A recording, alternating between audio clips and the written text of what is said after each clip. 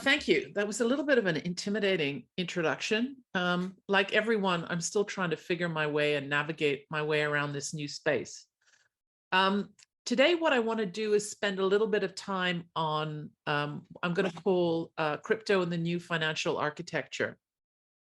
Sorry, you might hear a dog in the background, but just ignore him. And the reason I want to do this is because there seems to be a discussion about crypto as if it's only an asset class and sort of ignoring the fact that what it does is it potentially offers a change in the way we do traditional financial activities. In particular, it allows a form of automation. So I'm sure everyone has been reading with fascination what happened with FTX. And to some extent, FTX is a really old story, right? It's about an intermediary that didn't have really good internal risk controls. The whole thing about whether or not it was crypto is sort of by the side. It's basically just the same old. So I want to think a little bit about what might be different. So how do we want to think about this? So first of all, well, great, we have decentralized ledgers, and so we've got cryptocurrencies, and then there's this asset class, and we sort of know how to think about that. What we don't really know how to think about or to think through are some of the issues that come about because this allows innovation in the whole financial architecture. So by financial architecture, I mean the pretty basic elements that go into exchanging values between parties. So I'm thinking about things like clearing and settlement. I'm thinking about how people trade, and I'm thinking about how people manage risk. So in terms of margins and collateral, right? So, from a very, very big sort of point of view, the first really, really huge innovation has actually been stablecoins. And so stablecoins arose just because, people were interested in participating in digital platforms, and people realized that it was really, really difficult to move fiat or anything that looked like traditional settlement systems onto these digital platforms. There were also regulatory issues around fiat. And so basically the whole business concept of the stablecoin was born. And stablecoins have just been really, really uniquely successful. They're used both as collateral and for trade in digital assets. There's some anecdotal evidence that they're basically used for settling trade contracts, especially across cross-border. Basically, stablecoins allow delivery against payment. You can sort of do smart contract enabling that make them even more efficient. They can be used, for example, in something that looks a lot like factoring, but in a much more efficient way. And the stunning success of this, of stablecoins, basically has been a huge part of the impetus for CBDC. All the central banks realized that the traditional banking system and their supervision of it, in many cases, had led to inefficiency. And so suddenly they sort of realized that they needed faster and essentially better rails. And that's what CBDC presumably, or faster payments, or FedNow is going to bring. So big picture, the different types of stablecoins, fiat collateralized, these act exactly like money market funds. Crypto collateralized, these are like CDOs. To some extent, these are inefficient in terms of collateral. And algorithmic, like private central banks, these are going to be locally stable, but not globally stable, as we saw with Luna Terra. So how does digital technology or ledgers fit into this? Well, if you think like something like Tether, which is one of the earliest and most successful stablecoins, basically it's an intermediary that is, and this is from Tether's white paper, it's an intermediary that basically acts like a bank and issues these, or it acts like a narrow bank, and it issues digital assets that are nominally backed by fiat. This is a classic example of something that is completely centralized. So it looks like decentralized because it's playing in the decentralized sphere, but it is basically a large intermediary that's holding large stores of value. As we all remember, there was the issue between Bitfinex and Tether. The settlement happened in 2021, so last year. And basically, this was around whether or not, in fact, the intermediary was behaving the way we thought it was, which was being completely backed by fiat, whether tethers were completely backed by fiat. So now they're very, very open about the reserves. But once again, we're sort of going through a situation with having an intermediary providing a means of payment. Essentially, we're back to something that looks a lot like the traditional intermediaries that we're used to. So it very, very much acts like a settlement bank. And so to some extent, having the reserves that are publicly available is very much like having the FDIC, making sure that there's, the liquidity coverage ratios and so forth are being observed. Okay. What about the other structures, the CDO structures? So we're now starting to get into a situation that's a little bit more interesting in the sense that it allows automated tranching of a risky asset and basically taking off a particular tranche, right? So historically, when we think about securitization, tranching is a lot more complicated, and it's also done through intermediaries. Maker is an example of a form of tranching that happens essentially automatically. It's completely decentralized, right? So it's got extra layers on top of it, the Maker structure. Somebody can automate putting in risky collateral, withdrawing something that has specific risk characteristics, and the risk characteristics are maintained through quote unquote market forces, essentially through this idea of a stability fee. In the case of DAI, it's supposed to keep pegged to the US dollar or fiat, but you could imagine a stability fee or something a little bit more complicated being designed to ensure that the collateralized, that the synthetic asset basically has the risk properties that you want. One of the interesting innovations of Maker, and I'm going to go back to this when I talk a little bit about collateral, is the idea that instead of having a vertically integrated structure, so one company basically does everything, including holding and monitoring the collateral and so forth, these decentralized systems actually have markets providing collateral monitoring. And this is through third-party liquidators who basically bid and seized under collateralized positions. This, I think, is a huge innovation.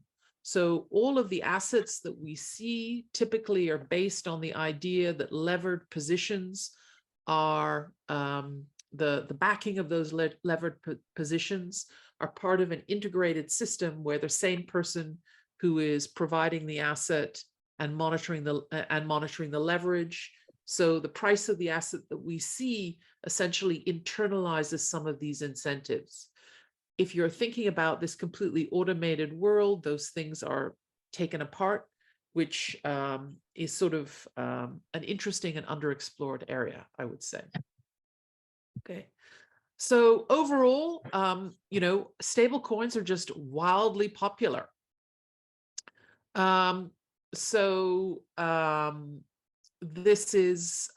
are things that are clearly filling an important market niche, and they're fast, efficient, and cheap ways of transferring value. Right? Now, traditional financial institutions have basically, noticed this, right? So, in addition to things like CBDC, large financial institutions have sort of been experimenting about whether or not they can integrate some of this technology into what they're doing. So, for example, JP Morgan Chase has been experimenting with a coin which is used to settle balances internally.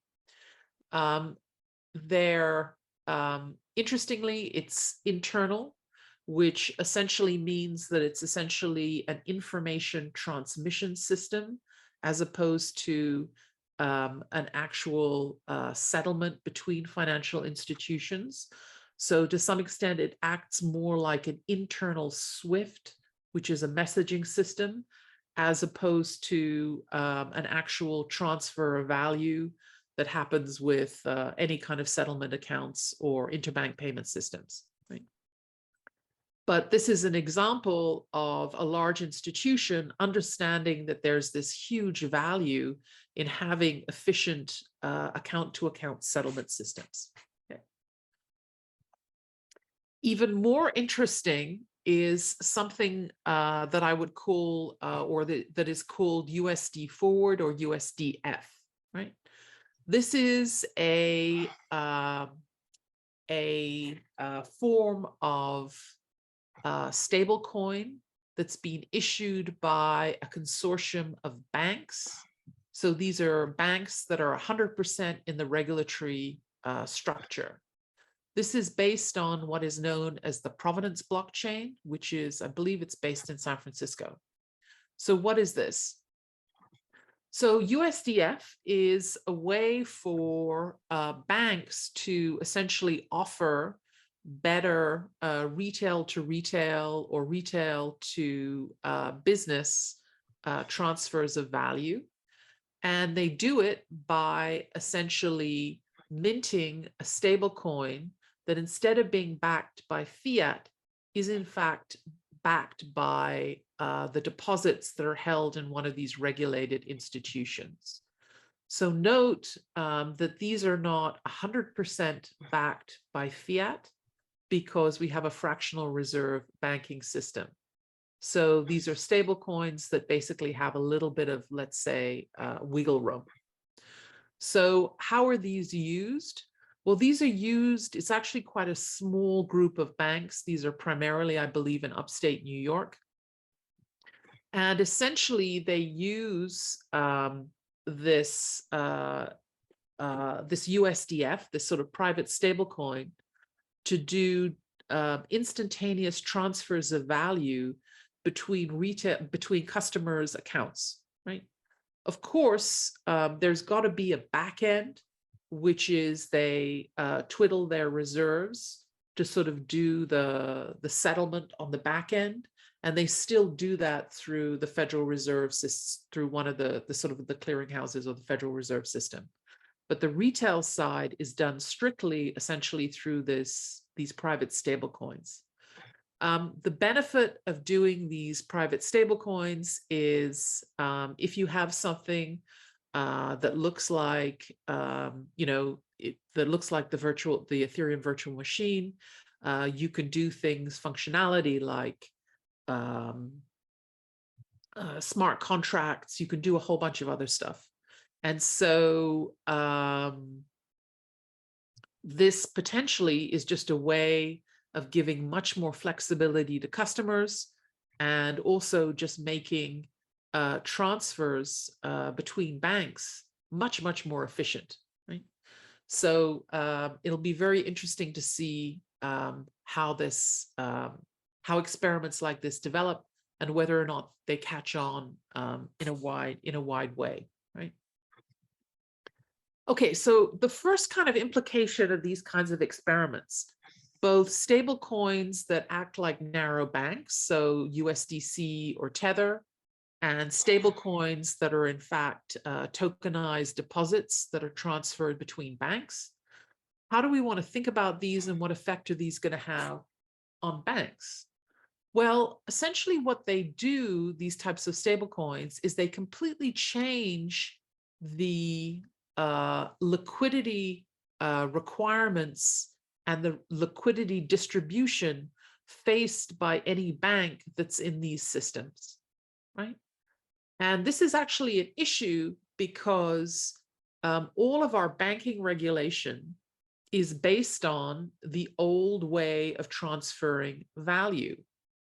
If you're in a, in the new environment where there is a different way of transferring value, then suddenly it's not clear that all the regulatory structure that we have that ensures stability in the banking system is in fact socially optimal or appropriate in this sort of new way of transferring value, right?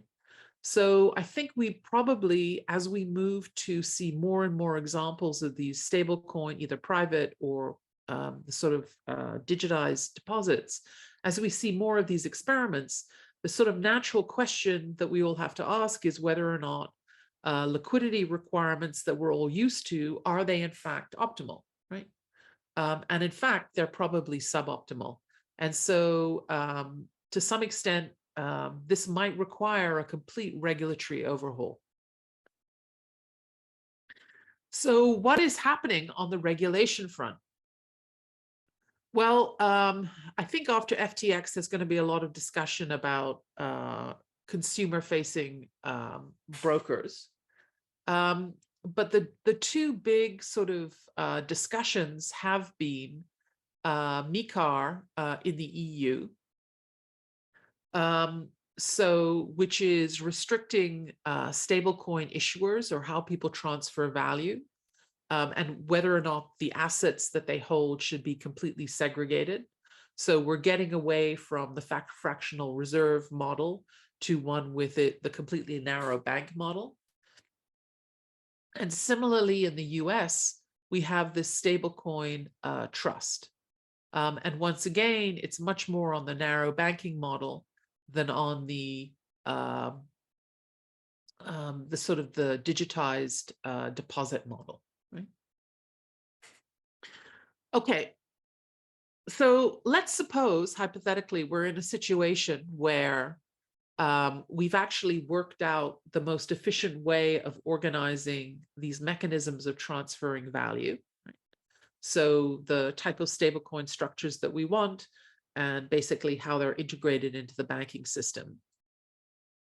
The next step is just thinking a little bit about how the fact that you can automatically exchange value, how that affects the other basic elements of the financial system. And so one of the things that this sort of instantaneous transfer of value allows is automated market makers.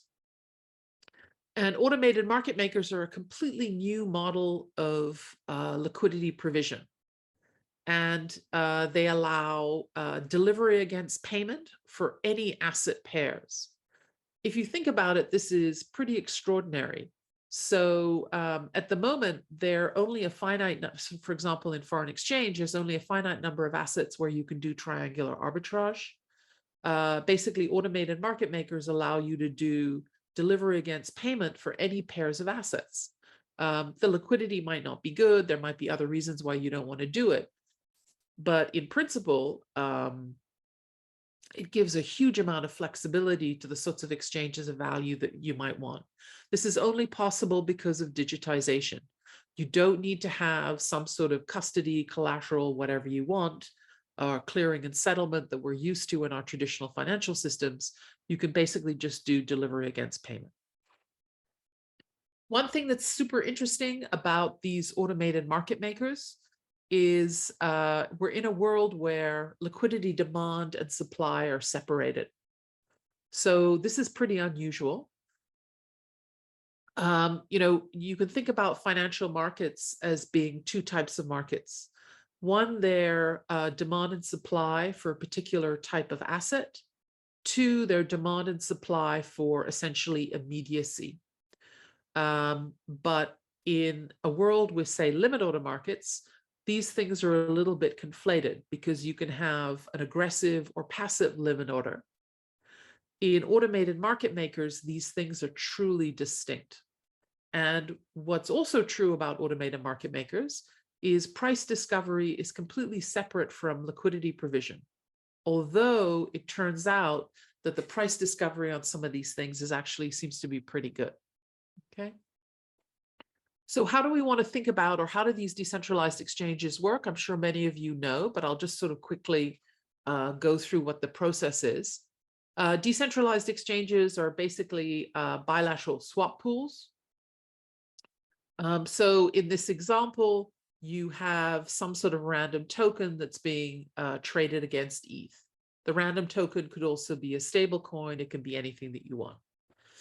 So the separation comes because liquidity suppliers supply ETH and the token, roughly speaking, in proportion given by the pool. There's going to be some fixed ratio of the two things they have to put in.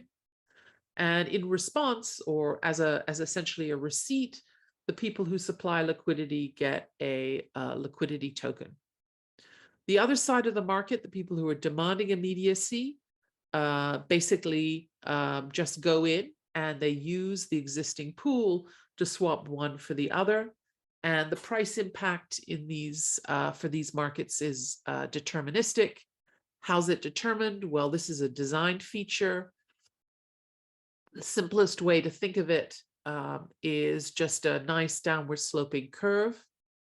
And the way it works is, for example, if you start off at a point E0, T0, and basically somebody wants to sell the particular token, they're going to deposit an amount so that the token supply increases to T1. At that point, according to the curve, the amount of Ethereum should drop to E1. And so the difference between E1 and E0 is essentially how much the seller gets for depositing his token T1 minus T0. So this is a completely different model of how prices are formed and price impact is determined, but they work reasonably well. So let me just give you some pretty overview of what reasonably well works. This is comparing intraday prices on Binance. So this is Binance, not Binance US. That's the blue line. And these are relatively high frequency prices. And it turns out that the prices that you see on Uniswap, which is going to be our data source for this automated market maker, these prices really move closely together. And so essentially what that tells you is that even in these markets where prices are not being set by people who are posting, say, bids and offers, but prices are being set by people who are depositing and removing liquidity or making trades strategically. Essentially, the prices that you observe are very much aligned with the prices that you see in a traditional market. So this tells you that they seem to work, right? They seem to work in terms of price efficiency, right? What about the costs of trading, which is another huge issue that we're worried about in financial markets? This just looks at price impacts of, once again, Ethereum against US dollars on Binance and Uniswap. What's kind of interesting is the line that you can't see is actually the line that's most interesting, which is the line that you can't see. Right at the bottom, close to zero, you'll see two lines. One is green, and it kind of blurs into one that is orange.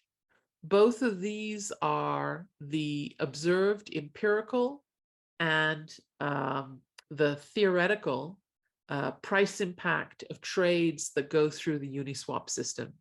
As you can see here, the price impacts are tiny compared to the really, really big blue spikes, which are the price impacts on Binance. To some extent, this is a function of how open continuous double auctions limit order books actually operate. Right?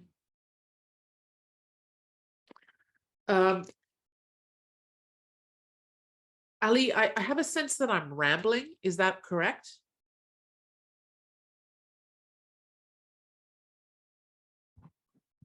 You're doing fine. Okay, so 10 minutes, 5 minutes? You've got 10, 11 minutes. Okay, great. Okay, so what is the big picture here? Well, this is a completely new way of transferring value, right? So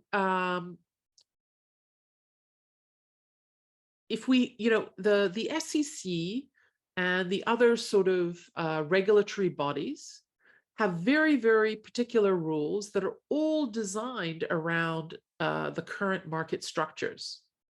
And I think what is, again, important to recognize is that economic incentives, payoffs, properties, they completely differ from traditional market structures. So our entire regulatory framework, which is based on the say, for example, what the NYSE or NASDAQ looks like, might not be appropriate or might not work the way we anticipate with some of these automated trading venues.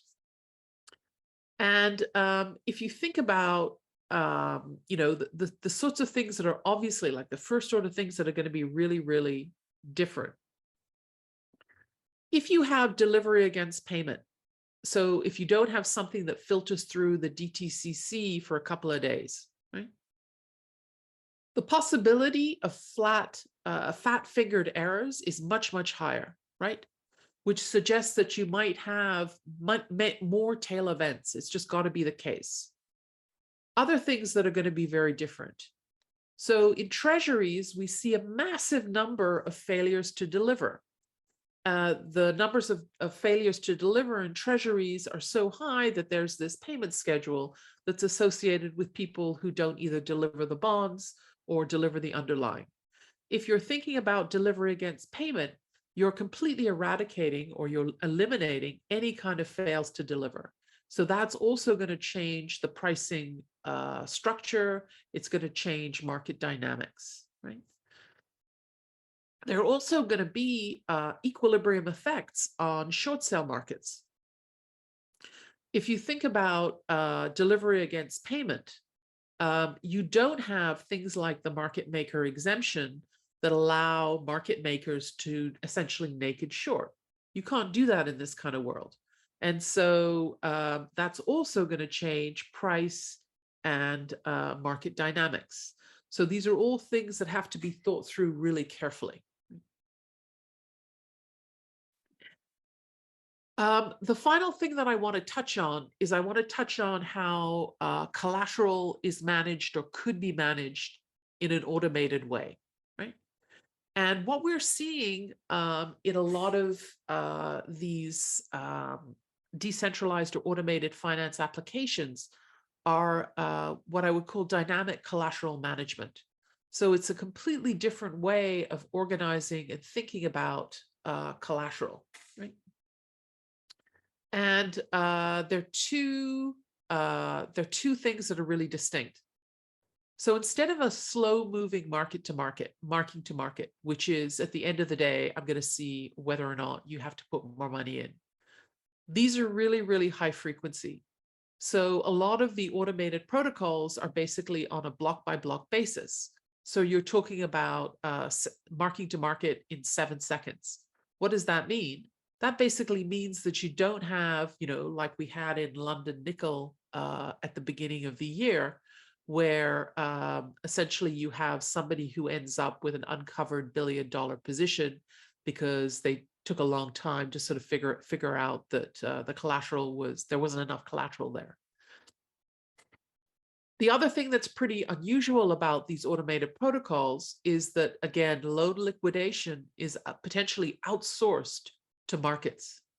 So the incentives and the payoffs that you get for having levered positions look a lot different in this environment than they do in traditional finance, right?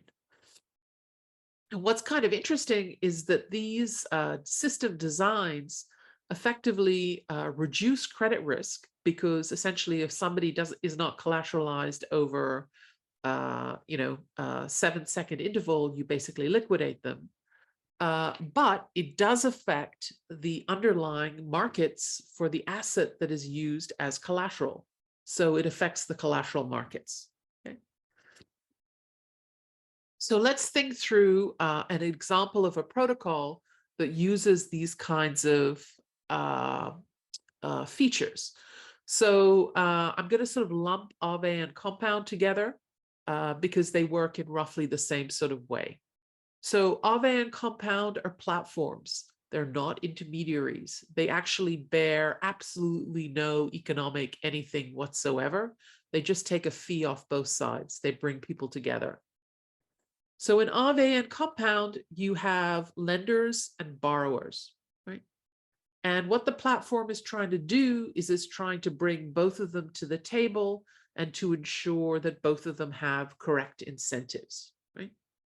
So what do lenders do?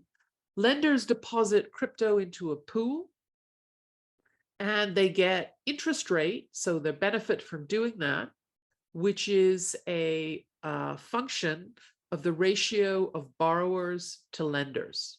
Okay. Now, this interest rate is a floating rate. It's not fixed, it's floating. And it can change dramatically in block by block increments as the state updates.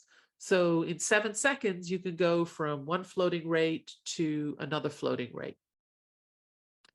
One of the benefits of having this floating rate is that lenders can withdraw their deposited crypto at any time. They have complete flexibility. How is that possible? Usually we think about lenders having assets where they have to sort of sit around for a long time.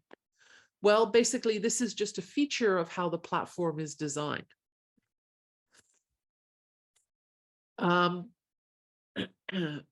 So let me just run through the borrowers and then I'll come back to this point. So what the borrowers do is they deposit collateral and it's sitting in one of these smart contracts, right? The people who are borrowing also pay a floating rate, and it changes block by block, right? If it's ever the case that the loan to value ratio gets too high, so the amount that they borrowed is a large relative to the collateral, third parties, so market-based liquidators, can come in and liquidate the collateral and walk away with it. So what has all this done? Basically, the two features of this platform, this very, very high floating rates and the liquidations, basically mean that the risk and reward that you usually see in borrowing and lending has been changed. This is because usually the risk and reward of borrowing and lending, it sits with the intermediary. Because this is a platform and it doesn't want to have any of the economic exposure, it's basically transferred both those risks and rewards to the lenders and the borrowers and these third-party liquidators. So how do these two mechanisms work?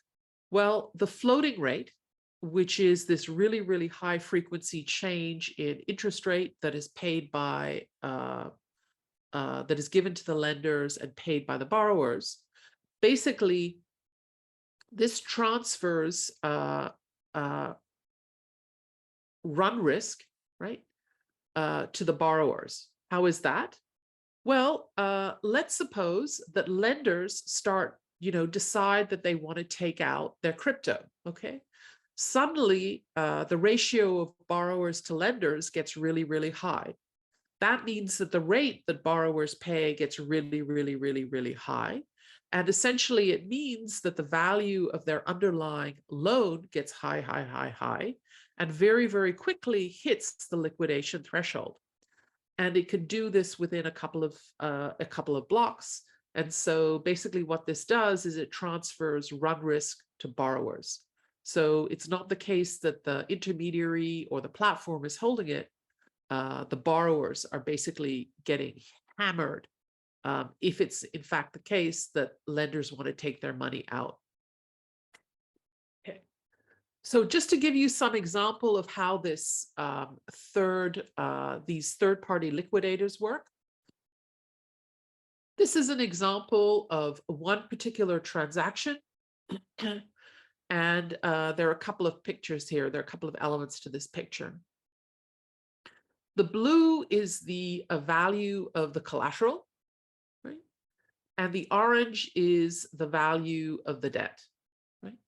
The health factor, which is green, basically is the ratio of the collateral to the debt. And basically, the minute this health factor goes below 1, this thing is eligible to be liquidated. So on the right, you see the payoffs to somebody who did one of these automatic liquidations. So the minute the health factor dipped below 1, what did they do? They basically paid off the debt. So that comes out of their pocket, that $39,000. That allowed them through, because of the way the program is structured, that allowed them to obtain the collateral. That's the 22, right? ETH. They then automatically, in the same transaction, swapped the ETH out for USDT. Right? That left them, after paying gas fees, with a profit of 0.45 ETH, which is approximately $878, right? Is that a lot of money for these guys? Yes and no. $878 is not going to pay the rent, certainly not in San Francisco. But this is a programmed bot. It's an algorithm. It's basically on autopilot. This particular bot, which specializes in this exact particular type of lending USDT ETH, hit 42 other loans on the same day. So this is just a flow that comes from to the liquidator who programmed the bot.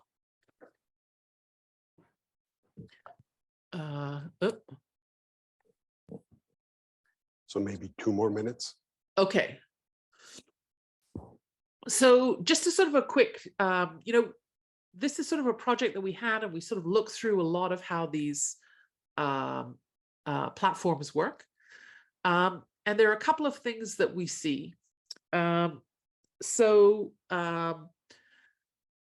seem to be pretty profound effects on the whole ecosystem of the fact that these things are done by third parties.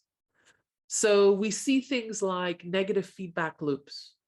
So you see people who are liquidating, then the value of the collateral asset drops, then more collateral is liquidated, and so it just keeps on going, to the point where this has a measurable effect on collateral returns, right?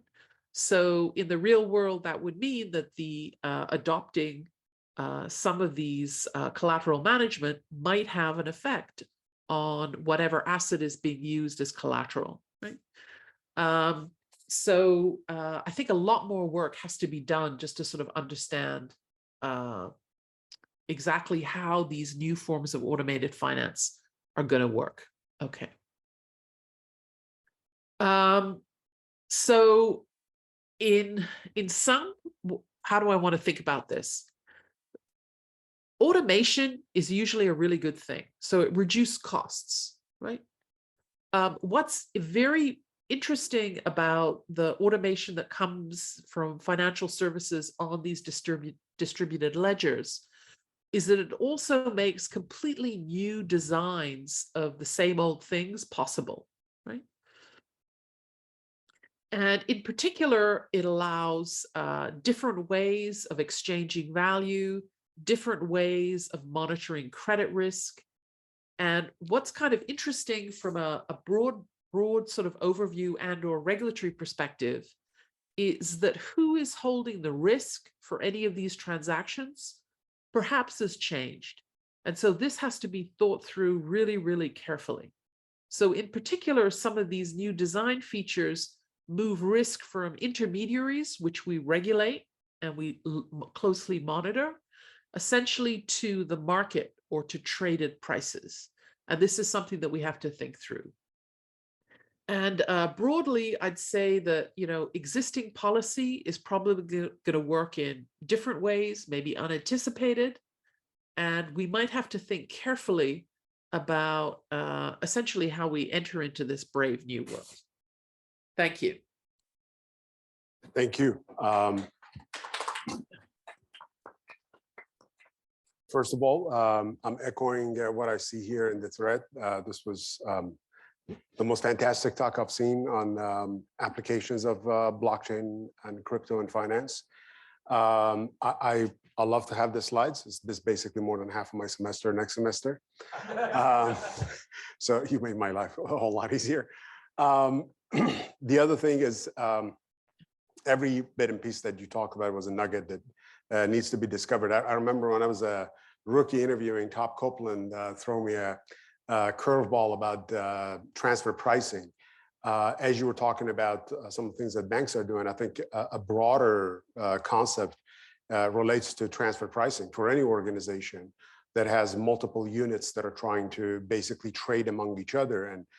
And transfer pricing is always a big sticky point when that happens. Designing a coin that internally basically settles transactions among units. That I think has applications far beyond finance. It's for any multi sort of a unit organization. Now, the other thing that you talked about was the human error, the fat finger errors. I've got a question here that relates to that, and it's basically you know, the human or system errors that occurs in blockchain systems. Is that something that system can be designed to basically handle it internally automatically, as you said, or is it something that we just have to sort of accept as a new feature of these systems and then kind of have to live with it? So there are a couple of errors that we kind of worry about. One is smart contract risk. So you design a system and then you just didn't think it through very carefully, or you didn't stress test it. That I think is just a feature of life, right? When we organize things today, we don't exactly know what the states are tomorrow, and so horrible things can happen. Currently, we have large regulatory organizations that either backstop intermediaries, or they move in and they fine intermediaries who do things that they think are risky. In decentralized finance, a lot of the action happens through people just losing money, right? Right. So you make a bad smart contract, there's a money pump, and somebody steals all your stuff. Right. That's, to some extent, that acts like a decentralized regulatory body, if you will. In terms of fat-fingered errors, this is something that people, especially institutions who engage with some of these new automated protocols, probably have to think about very carefully, and they have to put processes in place that protect them, right? If you think about, I don't know, some of you might remember Knight Capital, which was, sorry? Oh, Yeah, some of you might remember Knight Capital, which was one of the very, very large traders that went bankrupt over what, a couple of minutes, basically because they'd forgotten to update some of the back end servers that they were using. This is not unique to DeFi, and I think it's whether or not people think about having a common insurance fund or have some sort of other backstop. This is almost like a collective action problem. Yeah. Right. You know, it's funny. It reminds me of Star Trek. There's the episode where Mike O'Brien is having a tertiary system, and somebody makes fun of him and said, "Don't you have a secondary one?" I said, "Yes." He said, "Why do you need the tertiary?" It's because if my secondary fails, I want to have a tertiary system. Yeah, exactly. I think these are some of the new dimensions of operation risk, where you have to create backstops for backstops to make sure that systems have almost zero failure risk. I'm going to come back, and this is probably our last question. Something that you mentioned about the experiment with the banks in New York, it sounded like a solution to have your cake and eat it, to have a system that behaves like a gross settlement, but at the same time allows for net settlements.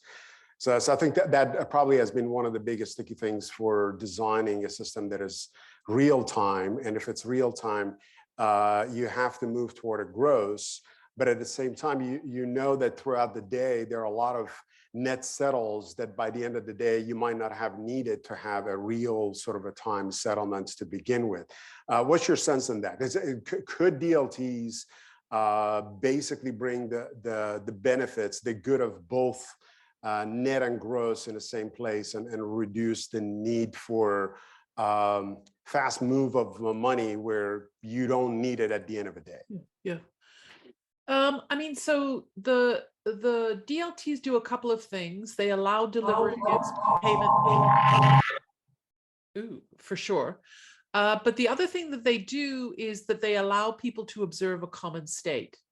So I think with a lot of these interbank payment systems, they're relying not necessarily so much on the settlement end, but they're relying on the common sort of shared information. So they can they can do push or pull payments. They don't really care because they know exactly what's in a particular person's bank account, essentially, because they know that this digitized token is there. So to some extent, I think they're actually more leveraging the information, the common state thing that you have with DLTs, as opposed to the actual movement of so they're bypassing the problem, I would say. Yeah. Thank you. Well, this has been fantastic. Thank you for joining us today. I think I speak on behalf of everyone that we appreciate your time and thoughts. All right, good morning, everybody. How are we doing? Good, we're good, stretched a little bit. I don't know why someone shut the lights out. That was, it's nice to have a little brightness in here, but so we don't look like we're in a cave, but no matter. My name is Peter Chow-White. I'm a professor in the School of Communication at Simon Fraser University. I also have positions at the School of Computing Science, and I also have a position out at UBC here in the medical school in the Department of Laboratory and Pathology Medicine. So if you want to figure out how someone talking about blockchain is on faculty at the medical school, catch me afterwards. It's a very uninteresting story. So I'm just setting my timer here. So first of all, thank you very much, Ali, for the invite. It's a great meeting. It's a great topic. It's really interesting. Blockchain's been around for over a decade, but it feels like we're in the early days. Like when I look at adoption curve and percentage of adoption globally for blockchain or for Bitcoin or whatever, no matter how you do it, it's in the first 10% of adoption globally. Now, what that means is if we look at Everett Rogers' adoption curve, which every good B school student knows about and every person who works in industry knows about, is that there's stages to adoption. And what then there's 5 stages. And this puts it clearly in the first couple stages. So we're really, really, really early. Second little tidbit is that Everett Rogers is not a business professor. Everett Rogers is a communication professor. So just let you know that business folks, while you borrow from us, we're happy to lend and you circulate because you're better at marketing than we are. That's 100% for sure. So today I want to talk about the bridge between TradFi and DeFi. And one of the ways that communication is involved in trust and transparency, I want to put it. So we've heard about the technical lens and how this is creeping its way into finance and traditional finance. But one of the undergirding parts of all this is this pillar of trust and the changing nature of trust. And so first of all, like, crypto winter sucks. I mean, if anybody's been feeling it, we've been here a year. It's been an awful year. Ethereum, everything is down, and we've had sort of major almost things breaking. Of course, this has been compounded by the macroeconomics of the globe. The American stock market has been dumping over and over again. Have we reached a bottom? I would love to hear the economists in the room tell me if we've reached a bottom yet. But every time the Fed raises interest rates, they used to respond by the market going down, but now the response to interest rates rising is the market goes up. So we're in these non-normal times in post-COVID.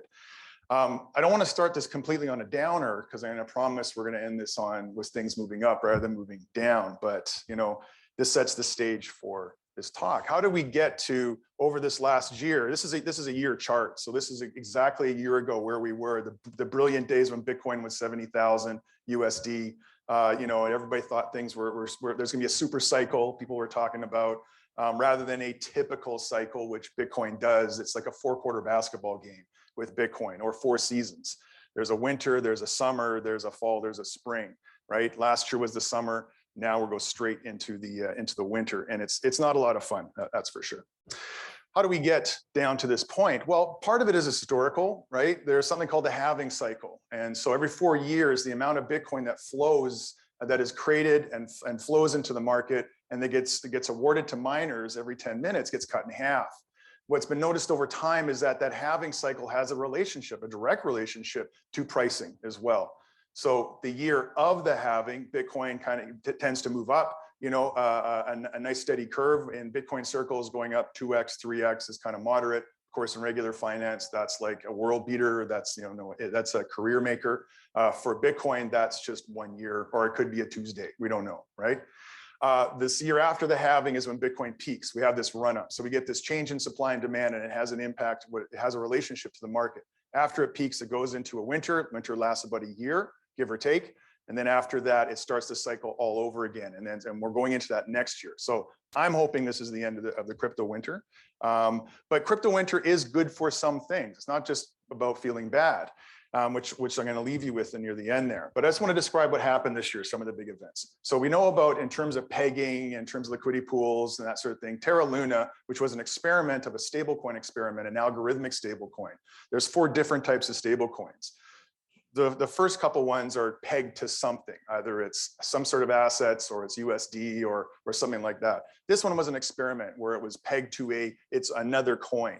And so it was run algorithmically, and it was an experiment, right? Brilliant design. It's decentralized. It is what decentralized technologies and blockchain, this is like the holy grail of a stable coin. Nobody's getting involved, and it's being backed by the algorithms, being backed by computing. Well, Terra Luna falls apart spectacularly in mid-year. And that starts a domino effect. Bang, bang, bang. 3 Arrows Capital goes down, Voyager Digital, block fee, and it just goes on and on and on. And it's not just things losing value, going to zero. It's not the people who have been skinny dipping, and the tide goes out, and all of a sudden they're over leveraged, right? But it also hits the market where the prices also fall in response to this.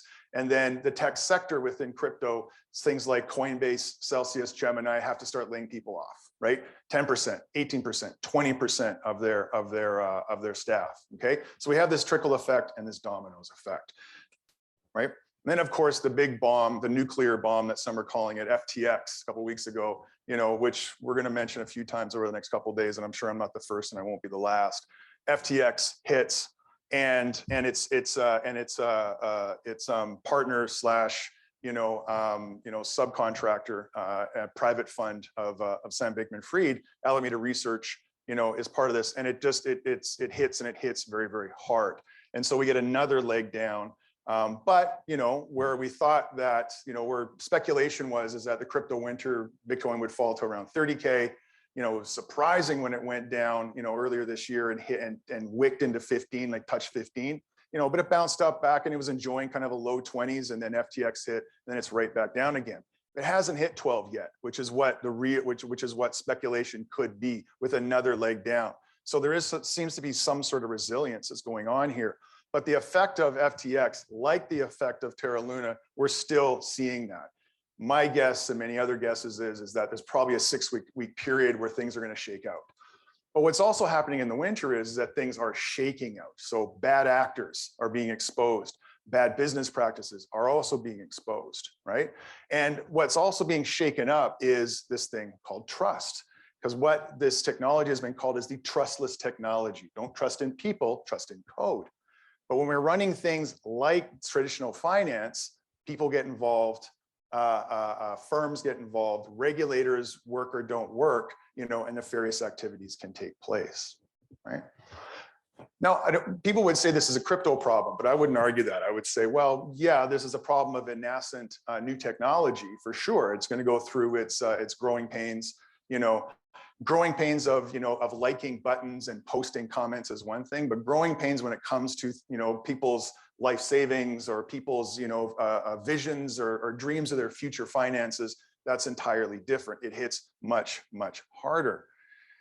And the reason why I would argue it's not a necessarily crypto problem, and this is, you know, this is the legacy of traditional finance in many ways, is that, you know, long-term capital management was a very similar case to Do Kwon's Terra Labs.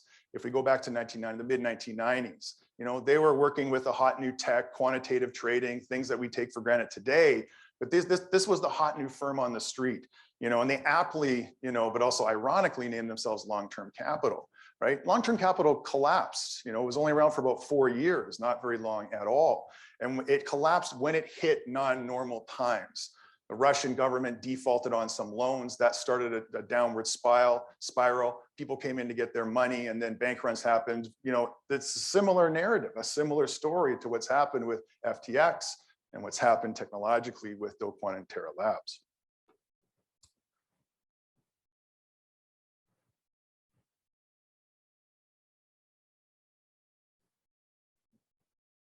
Thanks. Yeah, thank you. So one of the things that's being shaken out here also and worked on, which blockchain needs to do, is trust, right? If we go back to the basics of blockchain, the very basics of that 8-page white paper that was released by somebody or something called Satoshi Nakamoto, at the core of this is extraordinary 8 pages, right? I mean, it's extraordinary what this thing technically is trying to solve problems and solutions, but also socially trying to solve problems and solutions. It's no accident that this happened and Bitcoin was released in 2009 in the fallout of the global financial collapse. And if you look at his white paper, he mentions trust a number of times. There's weaknesses in the trust system that we have currently, right?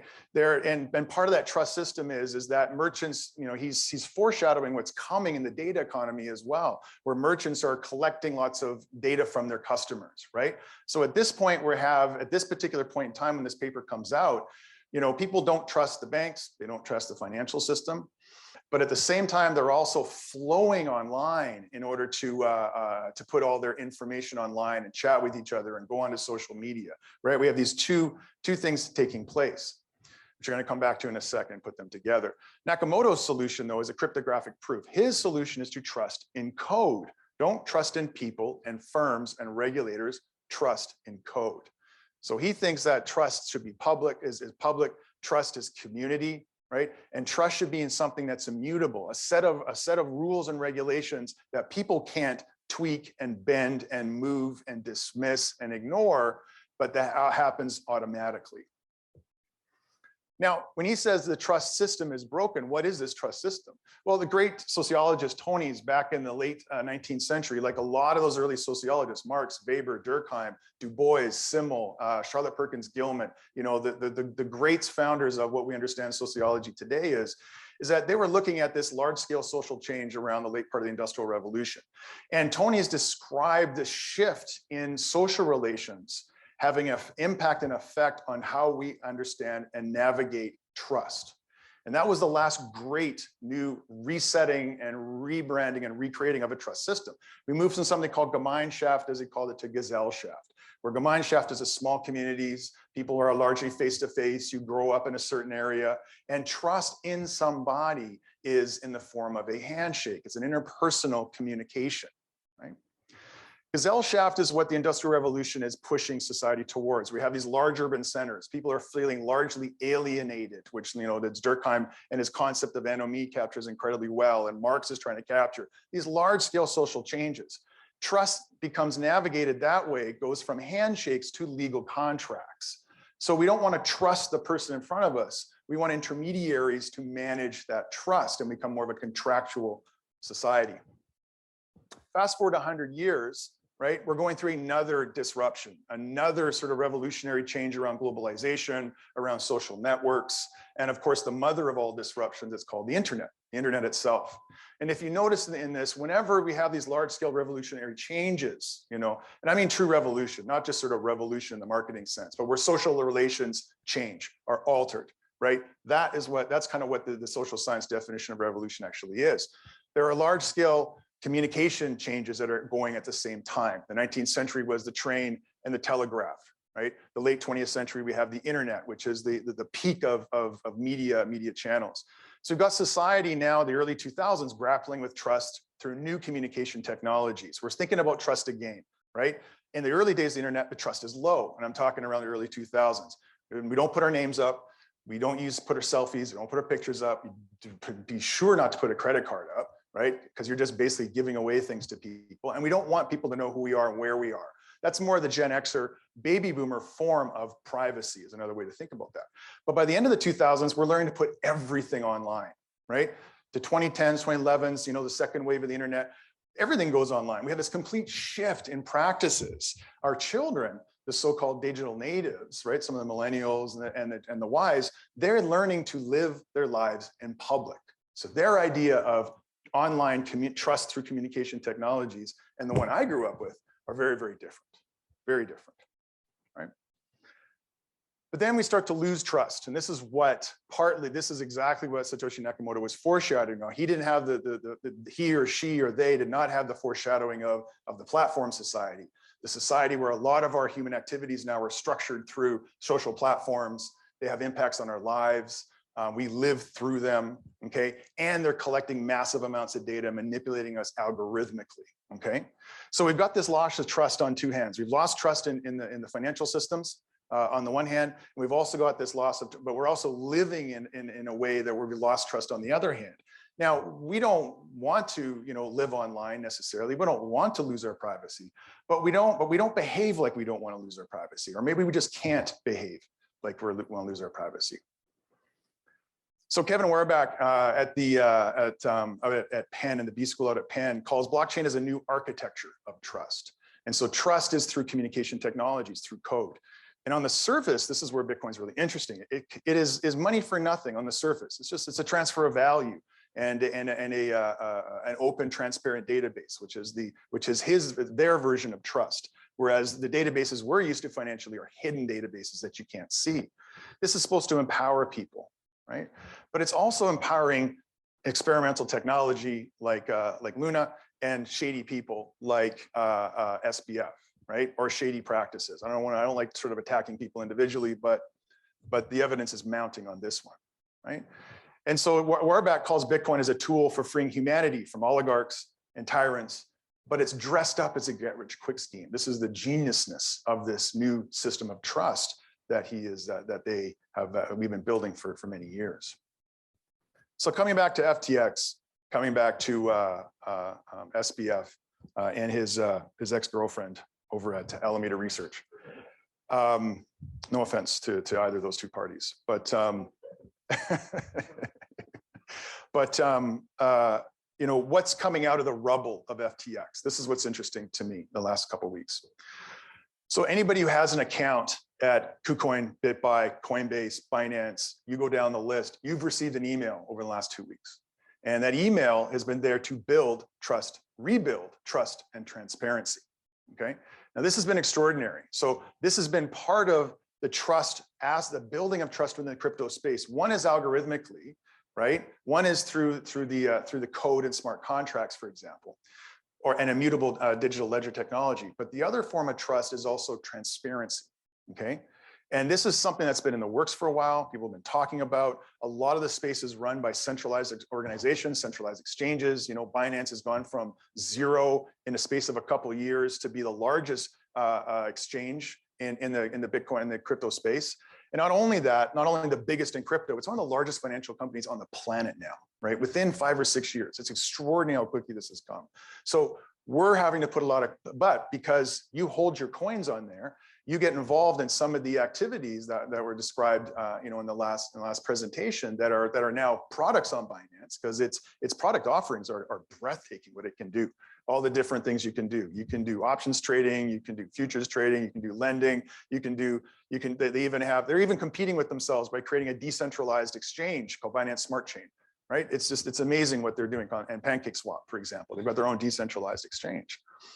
But we're having to put a lot of trust in them. And I don't know about you, but anybody who's been involved in the space who holds anything, who started to trust GeMini and Kraken and Coinbase and Binance, some of the best in class, in places like BitBuy in Canada, right, have started to feel really nervous. Like, hey, maybe I shouldn't be trusting these centralized exchanges. How far over their skis are they? Who's skinny dipping, right?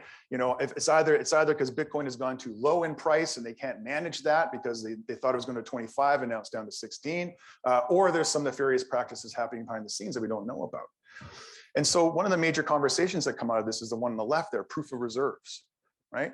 So proof of reserves means showing how they're backed. And of course, the front end to this, the thin wedge to this was USDT, right? Because USDT had to show its reserves. It went through a court case. It had to show its reserve and explain how it was backed. That kind of created more trust in these proof of reserves. And so KuCoin and BitBuy and Coinbase and Binance started to say, hey, this is what we have. These are our assets. And not only that, we're setting up systems to show you what proof of reserves we have on an ongoing basis that's automated. CoinMarketCap, who's now a subsidiary of Binance, interestingly, although they seem to be arm's length, is setting up and is adding a whole service within CoinMarketCap on how to see where people can show all the proof of reserves that are happening on all the different exchanges, at least the ones that want to report, right? So what comes out of this rubble a lot of the time, what comes out of the washout of the crypto winter, right, is people going to work and what they call building, B-U-I-D-L, as Vitalik Buterin likes to put it, right? This is where the bad actors get washed out, the bad projects get washed out. And so the entire system goes through a cyclical process. This is new data. This is one of the groups that I work with called M+1 Analytics. So we just did this data analysis just 2 weeks. So you're actually the first to see it. They just published an insight on this today, which you can go check out. But Jen Mentenko, who's a PhD student of mine, she did the work on this. And we just grabbed the data was the emails. All these emails started coming in. So we just did a content analysis on the emails, put up this visualization, and to show this is a way of rebuilding these things. And interestingly, the one that seems to be the best or says they're the best is BitBuy in Canada. And Canada's had a dubious legacy around centralized exchanges. If people remember Quadriga CX and the CEO who died apparently, and then everything disappeared and it fell apart, right? So I'm very, even though I'm Canadian, I'm very wary of the Canadian context. You know, my A class would be the American ones, the major American ones, because of the regulatory environment they're in, i.e. you can sue somebody if there's something goes down, right? Binance, I'm not sure where they are, even though they're really good, but I don't know where they are, so I don't know who to sue. You know, BitBuy, for example, wasn't well regulated, but they seem to be doing a lot better, and that's what they claim. So it's quite interesting. So to finish off, the last thing I'll leave you with is the upside. So crypto winter, both, you know, socially in terms of communication, but also in the space, but also price-wise potentially. Although this is not investing advice, I'm not a financial manager by any stretch of the imagination. This is just information for education, of course. So crypto winter is for buildo. Those who can survive the crypto winter, you know, are there building infrastructure, they're building private projects, they're quietly building this thing that we're going to start moving in and increasingly living through over the next decade. Like Web 2.0, this is Web 3.0. This is Web 3 or whatever they're going to call it next year. This is the next wave of the internet. What we really need in terms of the CFI DeFi thing are these bridges between TradFi and DeFi, decentralized exchanges. That's where the bridge needs to come. That's where things can be a lot better. Maybe not banks, recreating stable coins in their own image, right? But actually using native DeFi to move back and forth. And the last, of course, is trust, right? This is the rebuilding of, and technologically in terms of DeFi, but also traditionally in terms of our social relations and a reliance on actors and regulators to do that. This is 4 years ago. So this was the price of Bitcoin and Ethereum exactly 4 years ago. I showed you the Bitcoin over the last year. So this is 2019. So the end of the last crypto winter to the peak in 2022, exactly 1 year ago.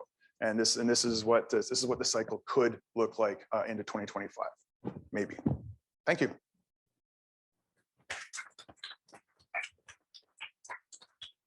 Thank you, Peter. Well, first thing first, there's always a disclaimer. Obviously, this was a very positive talk about cryptos in general. It's all his opinion. I thought it was very critical, actually. But aside from that, I guess the floor is open for questions, and that includes the online floor as well. So, and also, I just want to make sure I thank everybody for engaging. I appreciate you moving over and making it a little more intimate.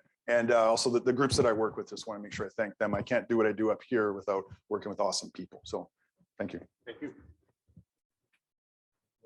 Go ahead. Question is just, how do you think?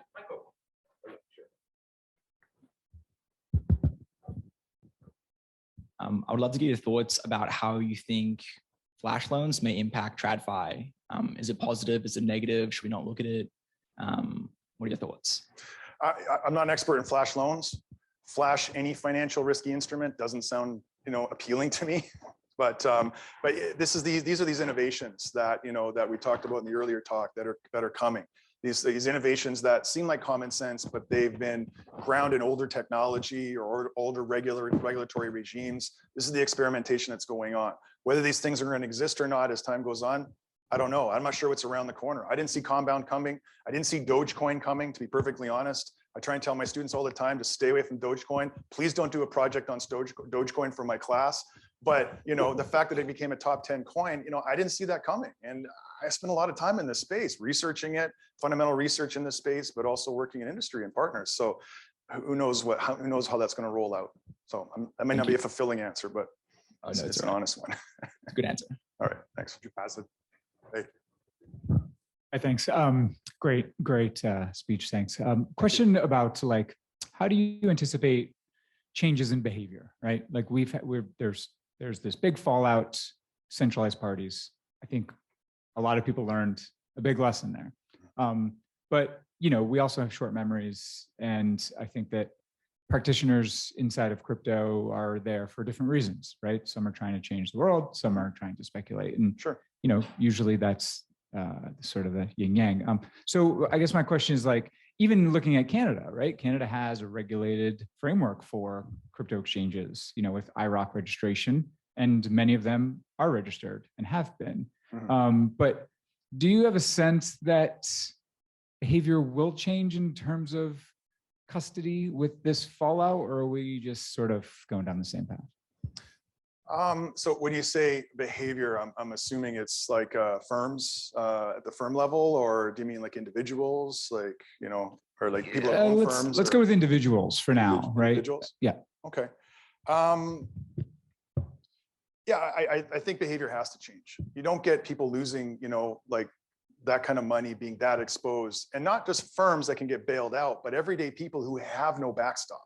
They have no backstop. This is a hope machine, but it's also, in this year, especially a nightmare machine, right? And it's also embarrassing for the space. It's embarrassing that we're sitting here facing the FTX fallout when how's that different from Lehman Brothers? It's actually worse in many ways, because it wasn't just, bad management or over leverage or risk, but it was literally illegal, So that's unfortunate. I think that definitely needs to change.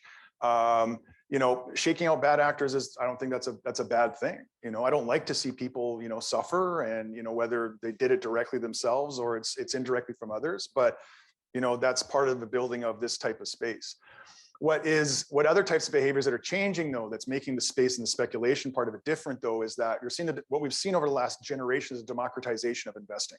And that is because of the internet. That is because people who used to have to go to a broker and pay lots of money, that was the 1%. The democratization of investing through things like lately, like Wealthsimple and other things, has sort of brought the discourse of investment, the discourse of thinking about how to grow your money, not just sit on it on your bank account. That is a true revolutionary change in terms of behavior. And then crypto just happens, and crypto makes that even more accessible, which is a blessing and it's a curse at the same time. I do hope regulators, their behavior will be one that facilitates the space, yet at the same time, protects people, the typical balance, right? Maybe just to follow up on that, like in change of behavior, I mean, the Satoshi white paper says, it was designed to avoid, these untrusted intermediaries. Yet we found ourselves in this scenario where everyone trusts untrusted intermediaries, right? So like, are we going to see more self-custody? Are we going to see more usage of Uniswap? Yeah, I think the short answer is yes. But there's a barrier to entry. It's not easy, right? I know how to self-custody. I've been doing it for years. But what I've actually liked about the centralized exchanges, as my trust for them has gone up, as their track records have gotten better, as regulations have brought them under their umbrellas, is just that it's easier. It's a lot easier to do, right? But the best thing for in my estimation is to put something on a ledger wallet or key wallet or whatever the ones are, and don't lose your private keys, and they're yours, right? So there's still barriers to entry. That's partly why I think adoption is slow. Some people think it's fast in this space because it's the fastest adopting asset in history. But in terms of technological change, 6 years, 4 or 5 years after, Twitter, Facebook, YouTube, you didn't have to explain to people what Bitcoin was. I mean, what social media was, right? So the adoption, at least discursively in people's mind, but also actively, was much, much faster with Web 2.0. We're 12 years in, and I'm still teaching 101 blockchain stuff. I'm so happy with this group here, who are all very savvy blockchain people, so we don't have to have the 101 discussion. So I appreciate that. Thank you for the question. Very good.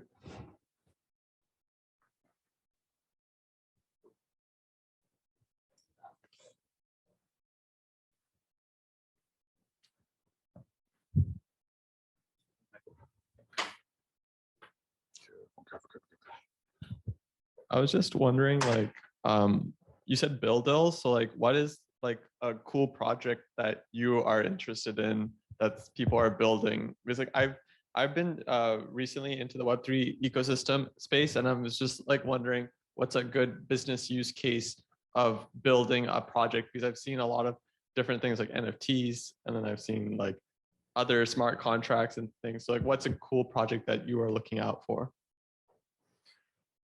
Yeah, you're putting me on the spot there. 4 or 5 years ago, there was only a few thousand projects. It was easier to keep on top of, things like, our friends from Zcash over here and others. These were the original, privacy coins. There was a select few type parts of the sector. It's hard to keep up. I can't keep up now.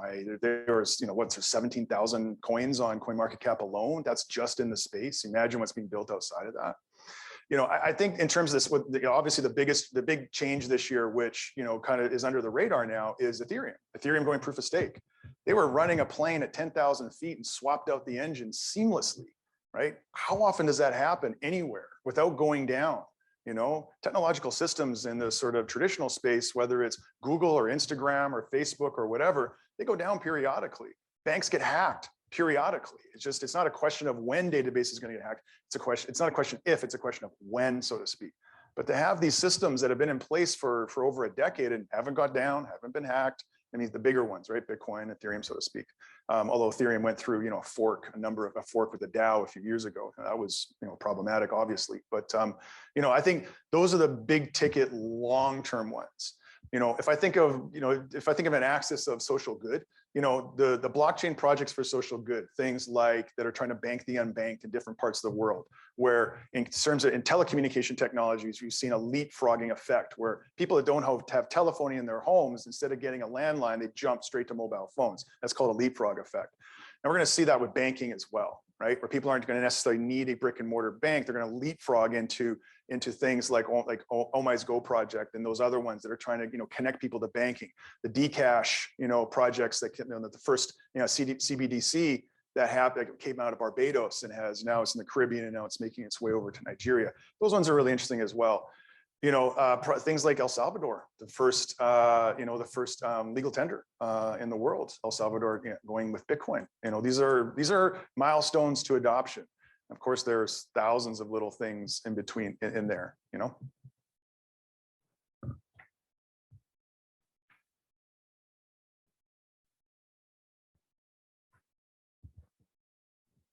How you doing? Thanks for that. Welcome. Hi. Question. So crypto Twitter is an interesting place at the minute. There are a lot of people, you know, attacking each other, and there seems to be, we're at a really low point in terms of trust. And, you know, for someone like myself, I'm you know, heavily involved in the space. I find it fascinating. I'm constantly, you know, following and engaging with the space. And I have friends that they're like, you know, oh, you know, Jeff, he's into crypto. I don't understand that thing. Is that what you know, what's happening in crypto? I heard that FTX, you know, and it's hard for me to explain because, like, I'm looking at FTX as at least I'm trying as a positive in terms of like it shows you why decentralized approaches potentially could have mitigated this, because you know, once you give your money to an exchange, and hence the proof of reserves and why that's important, you don't really know what's going on behind the scenes. My question is, however, like, centralized exchanges do have their benefit in terms of speed. And I guess most people, basically what I'm asking is, I think a big issue at the minute is a lot of people who want to get involved in crypto haven't a clue how to get involved. They get involved in exchange, and then something like this happens and they're like, okay, I give up. For widespread adoption, like, and you're saying you're like still teaching about 101 blockchain. How do you get someone who doesn't care about their data online, or how people use their money? How do you get them to get involved in, like, in a ledger wallet and show them the benefit? Because I'll preach all I can to people, but a lot of people don't care that Instagram knows a lot of their data, or Facebook or Meta. They just don't. Like, I feel like it's a growing minority at this point now, and maybe I'm just, because all the people I follow on Twitter are just, you know, the same people are all in crypto. But when I go out and I meet, you know, just normal people who don't know about the space, a lot of people don't care. I might be wrong there, but what would you say to that? Like, people, like majority of people who don't really care about their data, and maybe like privacy online and decentralization versus centralization, in terms of like a barrier to widespread adoption. What are your thoughts on that? I know I went a multitude of directions there, so apologies, but. Yeah, no, you've raised the bar on that question, so thank you for that. But it's not an easy one to answer. Sure. You know, the research shows that people do care to a certain, you know, but the way that people care varies, right? It's typical academic answer. But it's you know, technology is, you know, I think of technology as, you know, when am I using technology? When am I being used by technology? Yeah. That's the constant state that we live in, right? And some days I feel used by it, and some days I feel like I'm using it. You know, the platform society, you know, this whole, the algorithmic culture that we live in, the data economy that we participate in willingly in many ways, but unwillingly in terms of, you know, the way it benefits from our content or activity. We can't get out of that. You know, it's like this digital cage of capitalism, so to speak, you know, you know, how do you get out of that? You know, it's, you know, blockchain has been trying to push against that. So how do you get people to care? Well, you make it practical on the one hand, but you also speak to their heart, more importantly, on the other. right? So that's kind of what Satoshi Nakamoto in the original white paper was creating. He was creating this problems and solutions, but he was speaking to a change, a social change. How do I get people into it? Like the first day my students show up, I say, hey, you ever heard of Brave browser? You know, you want to interact with blockchain? They're like, oh, I don't want to buy Dogecoin. No, you don't have to speculate. That's speculation. That's investing. That is one part of this entire thing. But if you want it, but blockchain solutions are going to be things we see that are different. They're going to be things we can't see at all because they're just going to be infrastructure changes. And that's what this really is.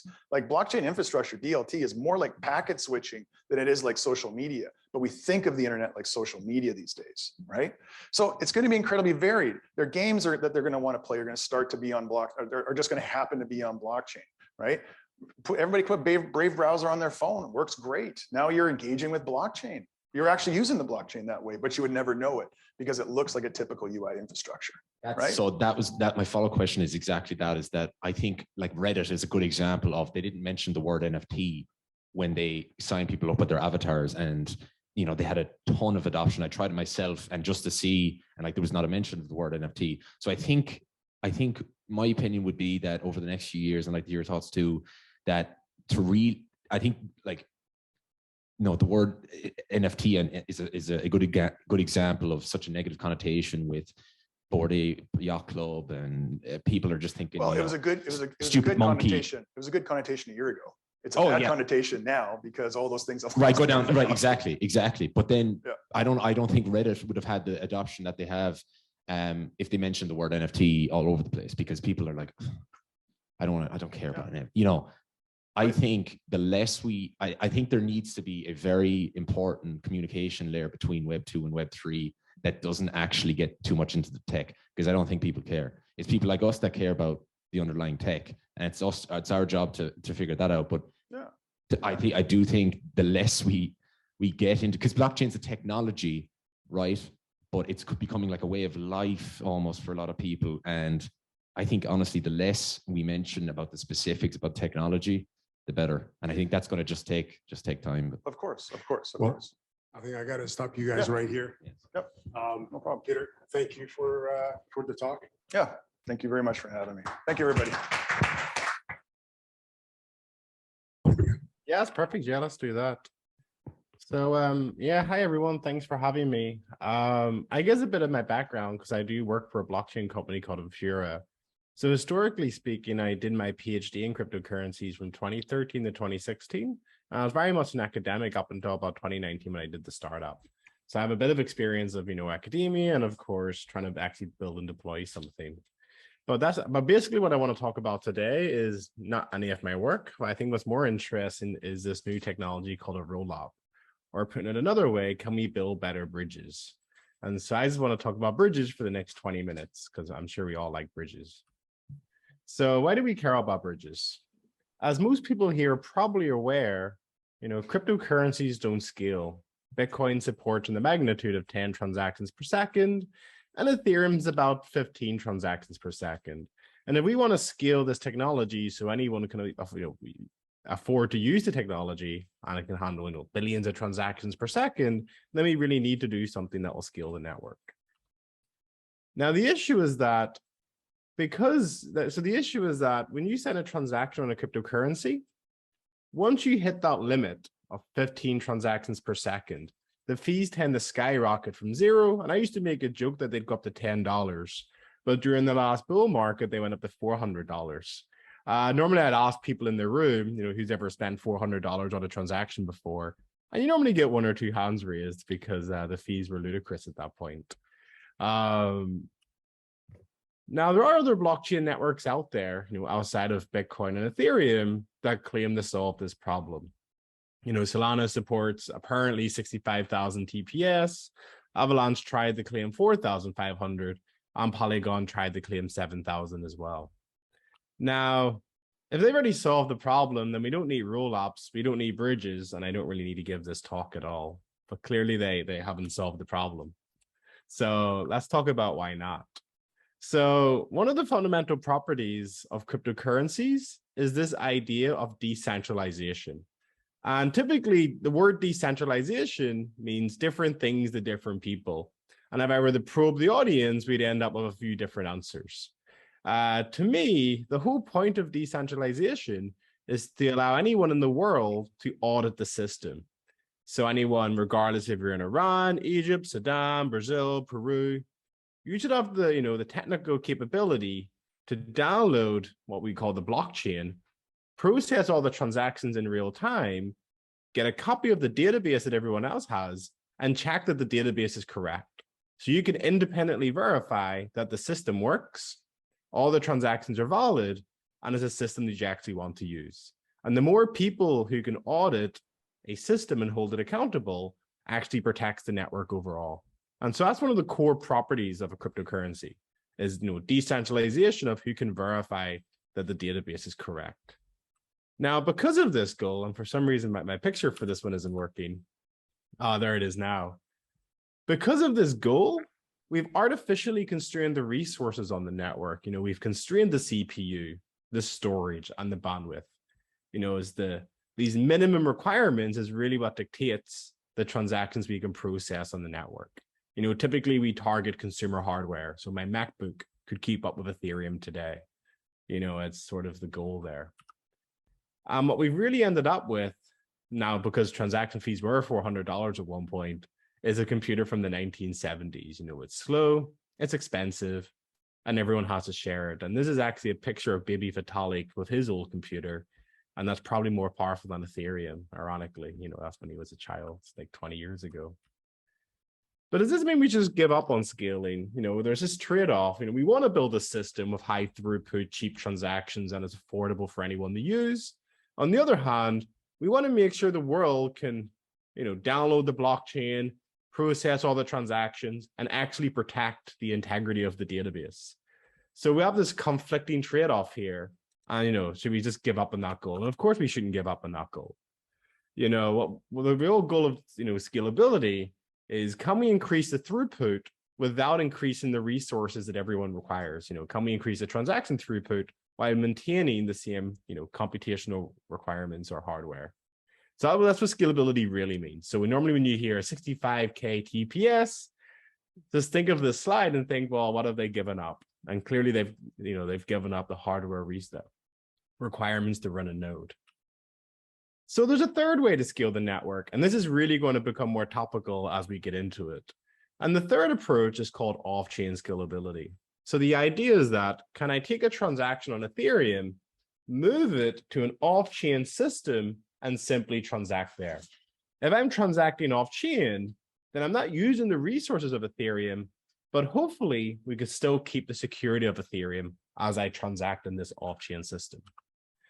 And so what I normally ask if I was in the room is, raise your hand if you've ever used Binance, Bitstamp, Coinbase. I won't say FTX. I don't want to embarrass anyone. But, have you ever deposited funds into an exchange before? And most people have, typically nowadays. Well, what's interesting is that you've actually used an off-chain system.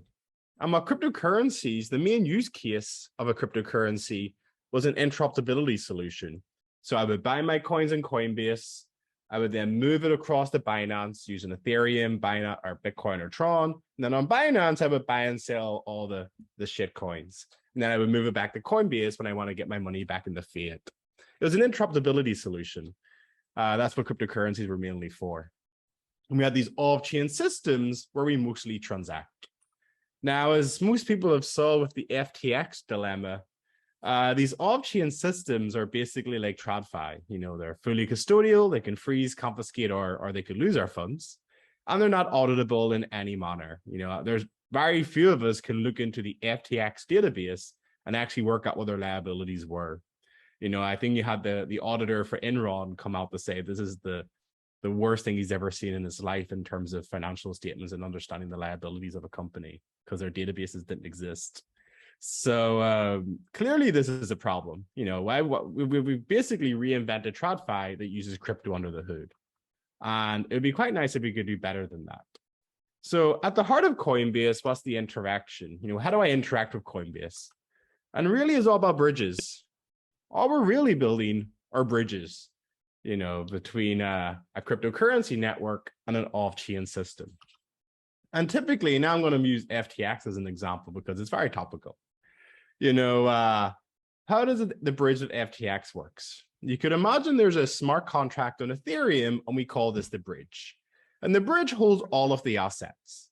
And then it gets locked into FTX. And FTX has a database with all of its liabilities, customer deposits or, their accounts.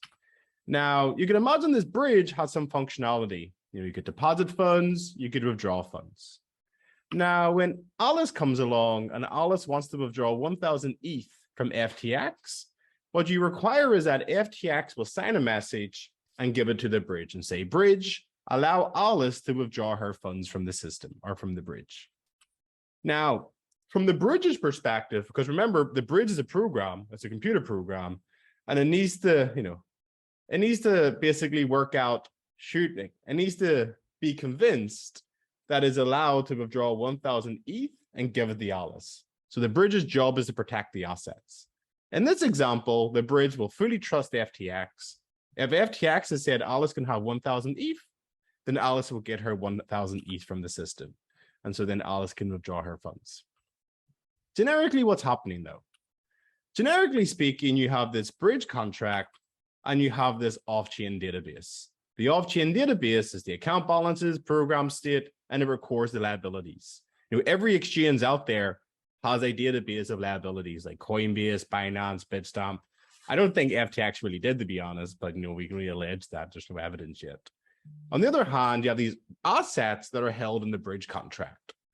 And what we really care about when designing this system is that we have to look at it from the bridge's perspective. The bridge has all the assets, and it needs to be convinced that all the liabilities are accounted for and that the assets can cover the liabilities. That's the proof of solvency. That's what we care about. Before the bridge will allow any funds to be taken out of the system.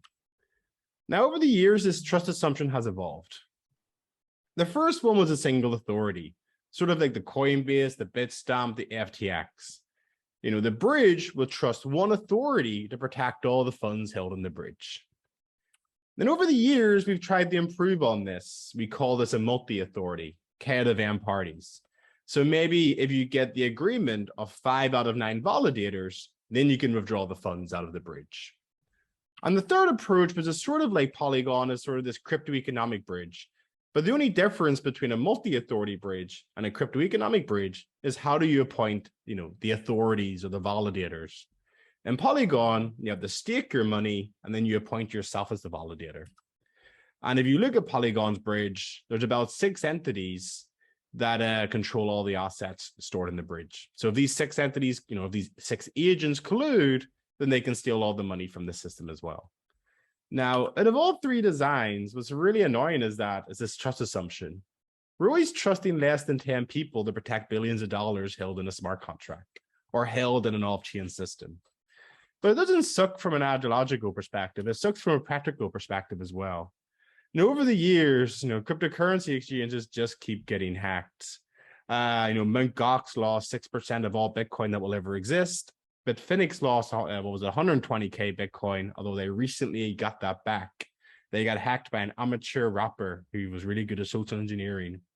But generally speaking, every 2 weeks, every month, for a very long time, exchanges kept getting hacked. And what's really annoying here is that when an exchange gets hacked, it's not even out of incompetence. It's just difficult to protect a set of private keys that has access to billions of dollars. An exchange doesn't want to get hacked. They want to offer you a service. They want to make money. And of course, then they get hacked because it's such a difficult job to do. And so really what's happening is that we're taking a set of human processes to protect billions of dollars. And for some reason, we're expecting to take these human processes and replicate it from exchange to exchange. And as we all know, humans don't scale. Humans aren't very good at repeating the same process. And because of that, humans are protecting the funds, and that's why they keep getting hacked. Now, that's the honest case. They're just incompetent. They made a mistake and they lost funds. One of the other annoying problems of custodianship is really embezzlement and fraud. We've seen this with FTX, allegedly. I'm going to put the allegedly in there. The missing crypto queen and even the Canadian one, Quadriga CX. Peter mentioned that during his talk. And what's really annoying about all of these cryptocurrency exchanges is that they promised not to use customer deposits, but what they did was that they took customer deposits lent it out in waves of credit bubbles, lent it out to their friends, who then all lost the money. Or they just ran away with the money as well, and now they live in Thailand somewhere. Now, normally in TradFi, there's a lot of regulation that protects against this. But at the same time, you also have this lender of last resort, which is typically the central bank. If my local bank in the UK disappears tomorrow, I've got a certain amount of my deposit is guaranteed up to, I think it's £85,000 in the UK. Now, one thing I want to highlight is that the FTX instance is a TradFi problem. It's not a crypto problem. And actually, the fact that we're giving away our money and allowing other people to protect it and have custodianship is what motivated Satoshi Nakamoto to invent Bitcoin in the first place. This is one of the quotes. Banks must be trusted to hold our money and transfer it electronically, but they lend it out in waves of credit bubbles with barely a fraction in reserve. What we've really done is reinvented TradFi on crypto. And that's not crypto, and that's not very exciting. And I haven't been in this space. I've been in this space long enough that we can do much better than that. And that's why rollups are really exciting. Now, other type of bridges have been hacked. You have the multi-authority bridge that again relied on, I think it was 5 out of 9 validators. 4 validators belonged to the same person who then had admin access to another validator. They lost $560 million because they faked their multi-authority setup. But generally, as we go through this, the whole motivation is that there's this old school Bitcoin motto, not your keys, not your coins. We really need to build systems that allow users to keep custody of their funds, but still interact with an off-chain system. We still want to use Coinbase, we want to use Bitstamp, we want to use Kraken, but I just don't want to trust those authorities with my funds. So can we build a system where I can interact with an off-chain system, trade, buy, sell, whatever, but of course still protect my own funds while doing that? And this was the motivation of the old sidechain paper in 2014 that came out of the Bitcoin community on Blockstream. And at the heart of it is that they were trying to build a trustless bridge. Could I let my funds up into a bridge, get it all locked in an off-chain system, transact there as much as I want, and then get my funds back? Now, the problem of the original sidechain paper, which is very old nowadays, is that if the off-chain system went offline for whatever reason, then your funds get stuck. And so they can't issue invalid transactions, they can't steal your funds, but they can freeze your funds. And so now we get to the next question, can we really build a bridge? Can we build a bridge where I lock my funds into an off-chain system? And even if our system goes offline, I can still recover my money and get my money back. So they can't steal my funds, they can't use my funds for malice purposes. And even if they go offline or try to freeze my funds, I can always get my funds back. That would have been really useful in the FTX example, because I could have just withdrew my funds even if the website was offline. And this all began in 2017 with a protocol called Plasma. As a paper by Vitalik and Joseph Poon. I don't recommend trying to read it. It's one of the hardest papers I've ever tried to read in my life. They just cut off halfway through paragraphs. It's very frustrating. But at the heart of Plasma was this trustless bridge, where this off-chain system would have to convince the bridge about the validity of all transactions before any withdrawals would be processed. And the community tried to work on Plasma for 2 to 3 years. There's lots of different variants of how you build Plasma, but none of them came to fruition because it was too complicated. Then there was this guy, this is very crypto, there was this guy called Barry Whitehat, who took the Plasma work, sort of took some of the sidechain work, and released a GitHub that basically solved the problem by simplifying the design space. And this led to what we call rollups. Now, I don't know if anyone's heard of rollups here, but a good way to think about them is a bridge. And I call them a validating bridge. So it looks very much like the Coinbase bridge. There's a deposit function, there's a withdrawal function, and there's this off-chain database with all the liabilities. But the main difference is that we have this party called the executor, who will basically, they'll try to update the off-chain database. They'll say, here's a list of transactions. This is how they execute. Let's update the database. And then what will happen is that they'll take this database update and send it to the bridge. And now the big difference is that the bridge has to be convinced that this update to the database is valid. If they can convince the bridge that this update is valid, then it will be accepted. And so what's really cool here is that the bridge that holds all of the assets is continuously checking if the off-chain database that records all of the liabilities is alive and correct continuously. So the off-chain database is public, anyone can read it, anyone can access it. And of course, we can all check, including the bridge, that is correct. So we don't have to trust the operator of the system because we can all verify that it's working in real time. And this is sort of what these companies are trying to build, you know, the optimistic Ethereum, Arbitrum, ZK Sync, Starkware, Fuel, Loopring. They're all trying to build a Coinbase-like experience, but in such a way where you don't have to trust the operator, because we can inspect the database, we can verify that it's correct, and we don't have to trust the person running the exchange. And of course, that would have been really useful for FTX, because a year ago, we could have realized that they were under collateralized, because we could just look at their database and say, oh, they don't have all the assets, or they have too many liabilities. So you get this real proof of solvency, which is beautiful. Now, if this can be built, then Ethereum can protect your funds. And that's why these roll-ups are really exciting.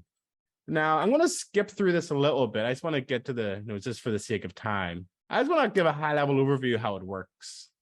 So just like a normal exchange, you have a user, you have a sequencer, and you have an executor. The user wants to trade an NFT.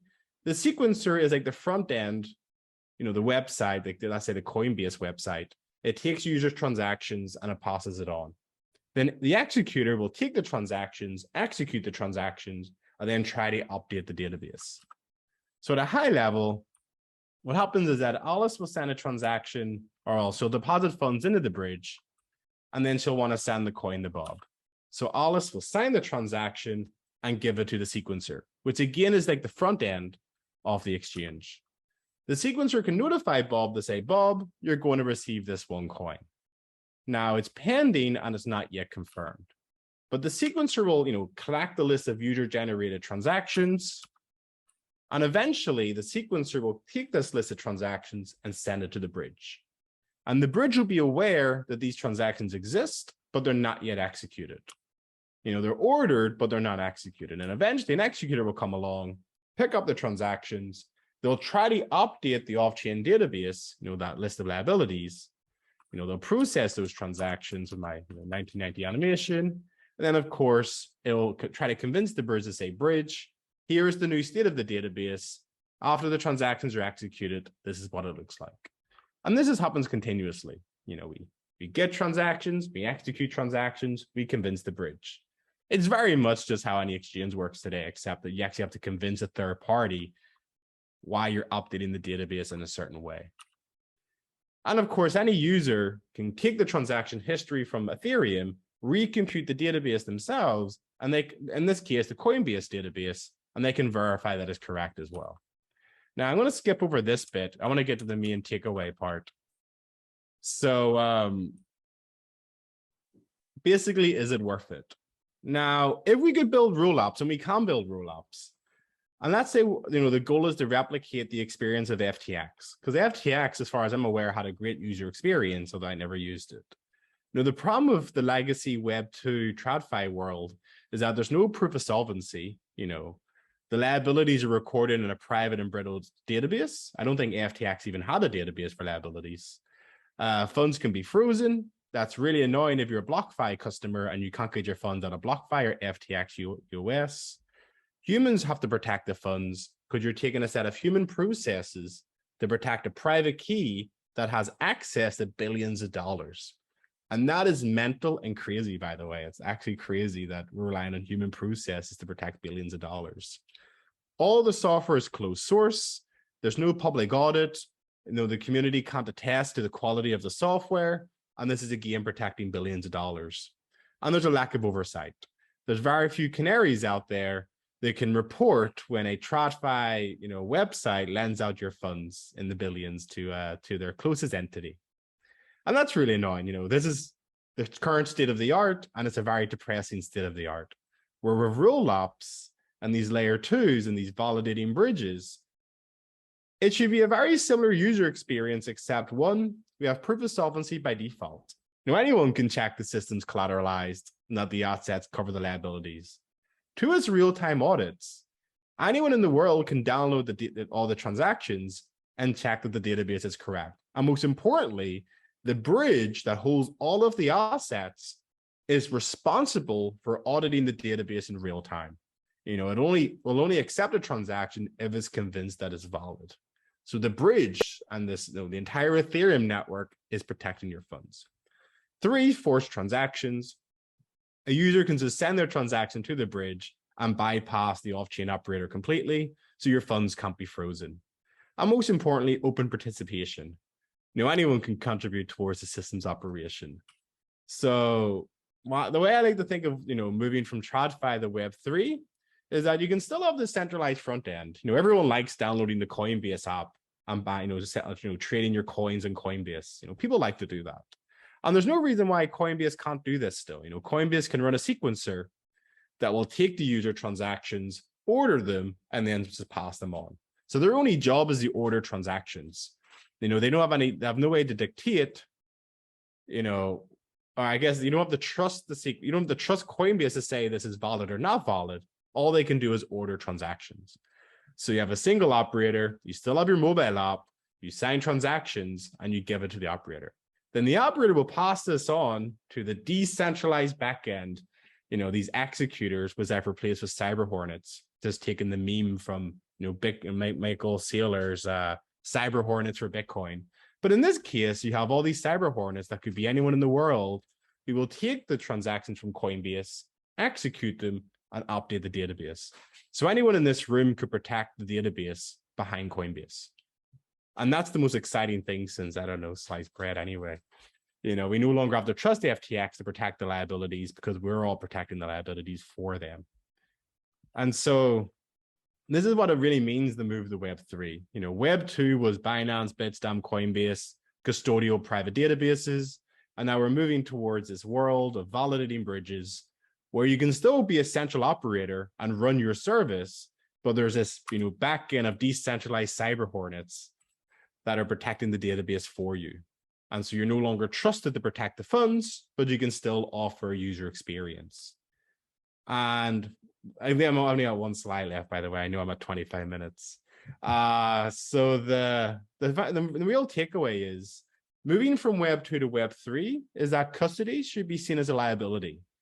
Normally if you're a bank, you want to take up customer deposits because then you can lend that out for mortgages, etc. But I'm not too familiar with the banking system. But you want to typically maximize your deposits depending on what type of bank you are. In Web 3, the more funds that you're liable for, the bigger the risk. And so custody will very soon be seen as a liability. They'll not want to have, custody of users' funds if users can protect the funds themselves. And so as an operator, I'm not saying I'm going to start a Coinbase competitor today, because obviously Coinbase is $1 billion company and I want to compete with Coinbase. What I don't want to do is copy their existing model. I don't want to take a set of human processes and try to protect billions of dollars, because that is crazy. Humans don't scale, and that's why they keep getting hacked. What I want to do is take a software stack, instantiate it, deploy it to Ethereum, allow these cyber hornets to protect the funds, and all I have to do is run the front end and the website and just get my users to give me transactions. All we really need is one rollup team that have a good implementation where anyone can download the software, instantiate the software, and then compete with Coinbase. And so operators are really going to be what drives Web3, because now they can offer a Coinbase-like experience without the risks of running Coinbase.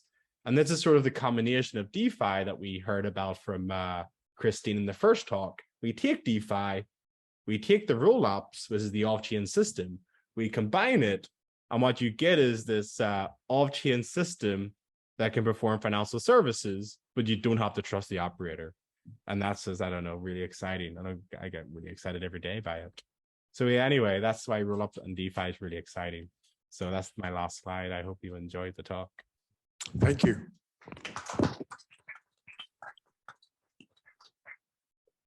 We've got 5 minutes for questions. We got one coming up. Oh, awesome. Hi, this is a really nice talk. Thank you for the great presentation. So I think this is a really bright future of DeFi and cryptocurrency. And I'm thinking what we need to have such a bright future. For example, in Bitcoin, we need certain amount of resources to have that guarantee of integrity.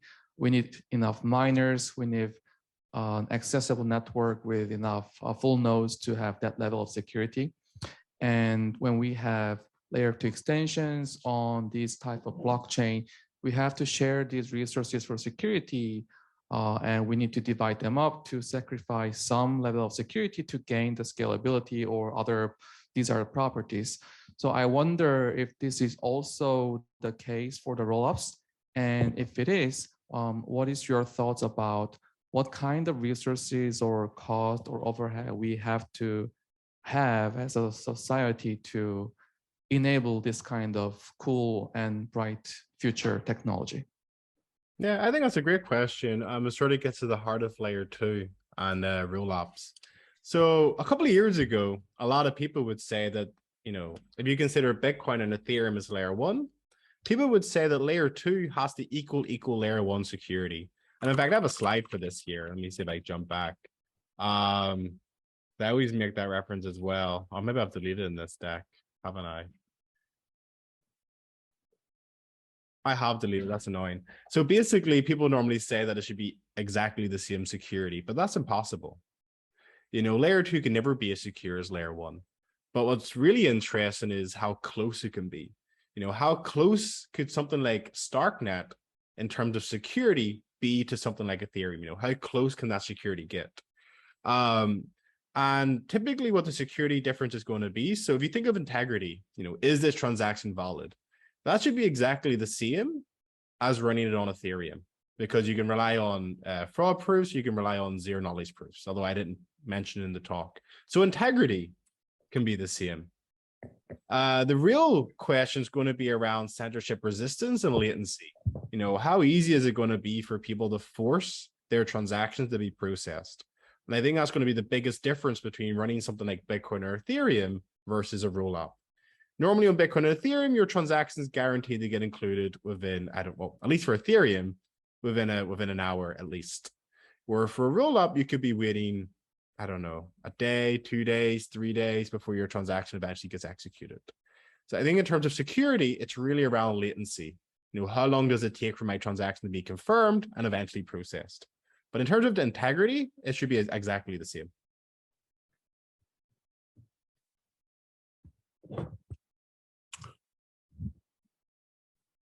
Any other questions?